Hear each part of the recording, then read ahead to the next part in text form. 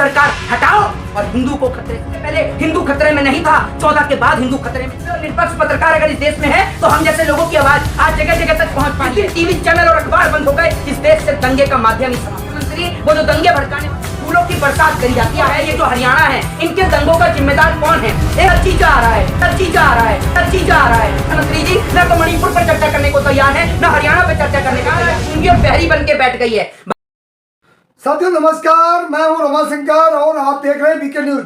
जिस तरह से लगातार हरियाणा, मेवात, नूंह, जयपुर और दिल्ली के बॉर्डर तक चिंगारी पहुंच गई है, उस पर आज खास चर्चा करेंगे मोहित शर्मा के साथ, जिनको आप लगातार सोशल मीडिया पर देखते रहते हैं। मोहित शर्मा, जिससे आप सब वाकिफ हैं। मोहित शर्मा जी, बहुत बहुत स्वागत है आपका वीके न्यूज में। जी, मैं आपको और आपके चैनल का बहुत बहुत शुक्रिया अदा करता हूँ।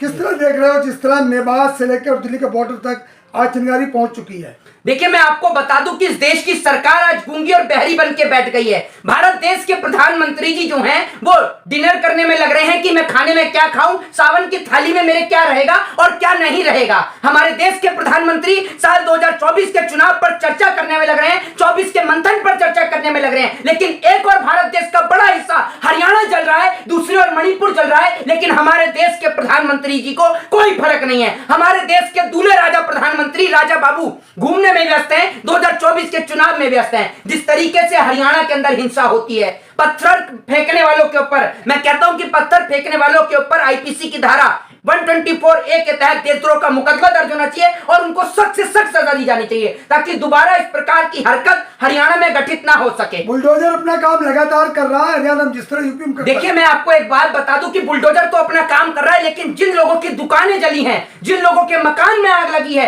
या फिर जिन लोगों के घर से परिवार का एक सदस्य चला गया, वो कैसे वापस आएगा? जरा मुझे ये बताइए। क्या हरियाणा की सरकार ने कोई ऐसा प्रावधान किया है कि जिनकी दुकानों में, जिनके घर में आग लगी है, क्या उनको कुछ मुआवजा दिया जाएगा? आज हरियाणा के नूंह से लोग डर के मारे लगातार पलायन करने में लग रहे हैं, लेकिन आप ये सोच लीजिए, हमारे देश के प्रधानमंत्री जी न तो मणिपुर पर चर्चा करने को तैयार हैं, न हरियाणा पर चर्चा करने को तैयार हैं। आखिर देश के प्रधानमंत्री ने चुप्पी क्यों साध रखी है, मैं आपसे पूछना चाहता हूं। लेकिन जो पत्थरबाज हैं, जिन्होंने पत्थर फेंके हैं, मैं आपको एक बात बता दूं कि जैसे हमारे देश में कहीं चुनाव होता है, देश में बवाल होना शुरू हो जाता है। अभी आप ये देख लीजिए, छत्तीसगढ़ का चुनाव है, मध्य प्रदेश का चुनाव है और राजस्थान का चुनाव है, तमाम राज्यों के चुनाव है, और आप देख लीजिए भारत देश में जो है जगह जगह दंगे शुरू हो गए। आप ये बताइए मुझे कि ये जो मणिपुर है, ये जो हरियाणा है, इनके दंगों का जिम्मेदार कौन है?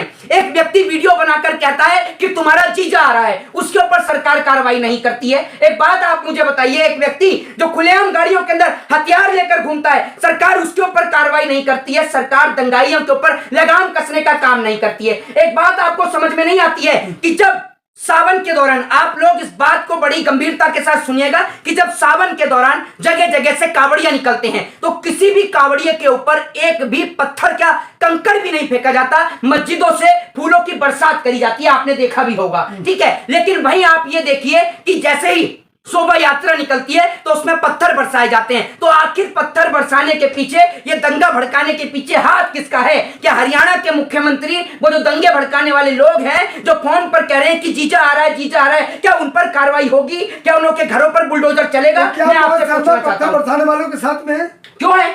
क्यों है? मैं तो कह रहा हूं कि उनके ऊपर देशद्रोह का मुकदमा दर्ज होना चाहिए। लेकिन इस देश के अंदर जिस तरीके से जगह जगह धारा 144 लगाई जा रही है, मैं आपके माध्यम से ये बात उस देश की गोदी मीडिया को, दलाल मीडिया को कहना चाहता हूं और इस देश की सरकार को, हरियाणा के मुख्यमंत्री को कहना चाहता हूं कि कहीं भी धारा 144 लगाने से अच्छा है कि टीवी और चैनल के ऊपर लगाम कस दी जाए, टीवी और चैनल पर धारा 144 लगाकर इसको बंद कर दिया जाए। जिस दिन टीवी, चैनल और अखबार बंद हो गए, इस देश से दंगे का माध्यम ही समाप्त हो जाएगा। टीवी और अखबार से क्या आपत्ति है आपको? टीवी और अखबार तो इस देश में सबसे बड़ा जिम्मेदार है दंगे का।